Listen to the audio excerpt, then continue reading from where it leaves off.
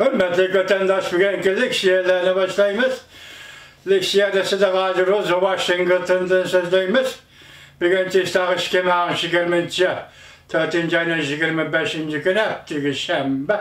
Geçiren vatandaşlar 3 gün sakıltıp koydum.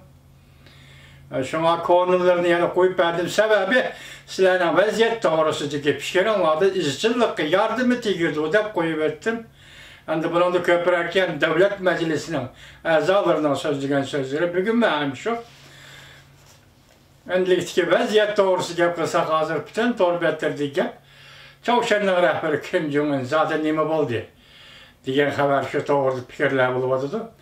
Bu doğru ya Amerika bir nesi demedi, ya ki Xitay hükümeti yüzü bir nesi demedi, ya Çavuşan resmi ahbarat ilan kılmadı. Şuna bu doğru sizlerle sözleşti keyin kaldırgan edim. Yani bir vaziyet doğrusu sizlerle sözleşti vatandaşlar. Yani bugünkü Amerika CNN isimli televizyasının biraz ops doğrusu diyenler bergen malumatıdan haberdar kılınız vatandaşlar. Dünya boyunca Japonlar Allah 2.815.347 nefer. Kesel virüs bilen vafat bolganlar 197.506 nefer. Amerika Koşmuş Ştatlar'da Japon'dan Allah 905.333 nefer. Virüs optu bilen vafat bolganlar 51.949 nefer. Washington vakti ettigen saat 6'dan 49 minut ötkendir. Endiki leksiyemizin mavzusu mındak vatandaş. Devlet İşlakatı Mike Pompeo işinenla ki Japonluk virüs keltirip çıkargan azap okubetke, ziyan talabetke, Jungo mesul buludu. Dep görsetti mavzulu haber 4. ayının 25. günü Amerika avazından Xitay Kız programı ilan kılındı. Haber bundan başlandı vatandaş. Washington, Amerika'da ştatlık hükümetle el arası da grupla ve teşkilatla ve devlet mahkemesinin azaları, devlet meclisinden geçirenler, devlet meclisinden azaları Jungo dairlerinden Japonluk virüsünü tarqatıp bütün dünyaya kengaytkenligini sürüştü kılıp Jungo'nun tölem tölüşünü talep kılıp atkan bir peytte. Devlet İşlakatı Mike Pompeo mundaq görsetti. Men işinimen ki Jungo bunun için bedel töleydi. Eğirlaştı geple vatandaşlar.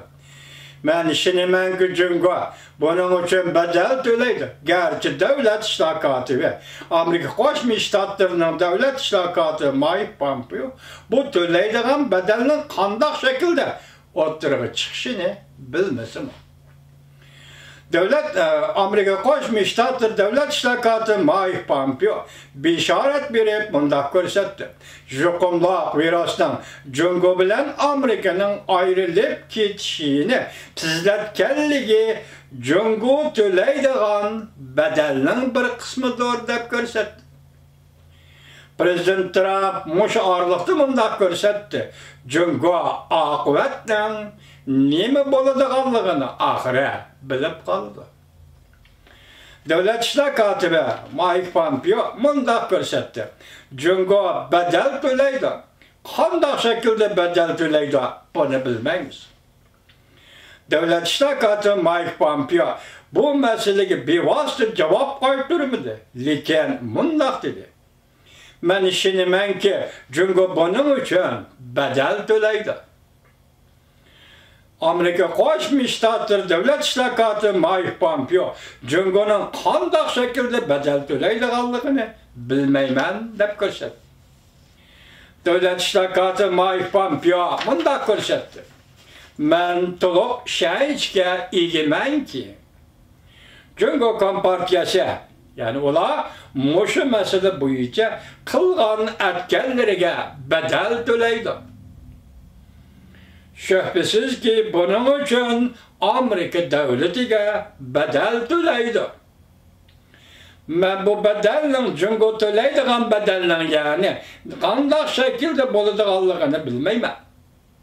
Bugun biz bu masalaga ko'ngil bo'lib oltirmaymiz.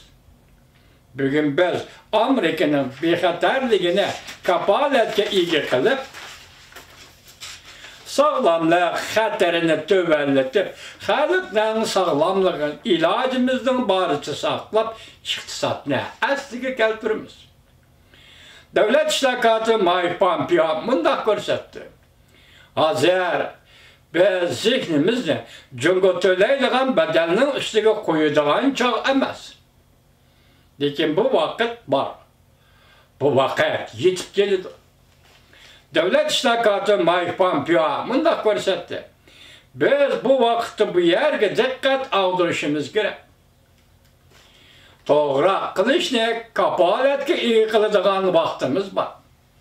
Doğru dermekni kapolatga ega qilib, biz to'g'ri qila olmagan, biz ko'rib turayotgan barliq ishlarda Jungoga tayinib olmasligimiz kerak.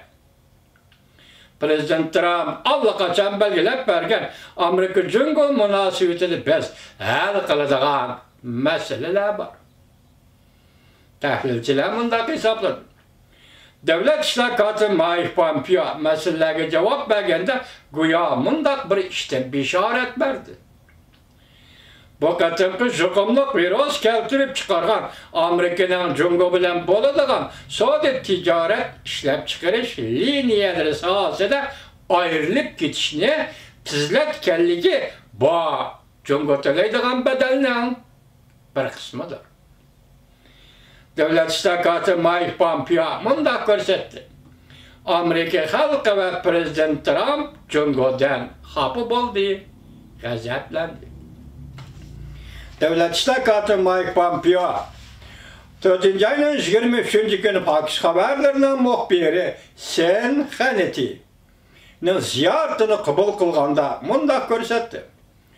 Jungo virus ahvolidan kishilarni xabardor qilmaganligi uchun zo'r azab, uqubat va o'lim yetim keltirib chiqadi. Kechiringlar. Hozir dunyo iqtisodiga va Amerikaning iqtisodiga xiras paydo qildi. Devlet İştirakatı Mike Pompeo mundaq ko'rsatdi. Bu ishdan men g'azablandim. Amerika xalqi g'azablandi. Amerika Qo'shma Shtatlarining prezidenti Trump ham g'azablandi. Muxbir Hannity savol qo'ydi. Hozirgi masala shuki, Amerika bu ziyonni qanday to'latib olishi kerak? Muxbir shunday his qildiki, Amerika Jungo setib olgan zoyimning pulini Jungoga qaytarmasligi kerak. Bu muxbirning so'zi.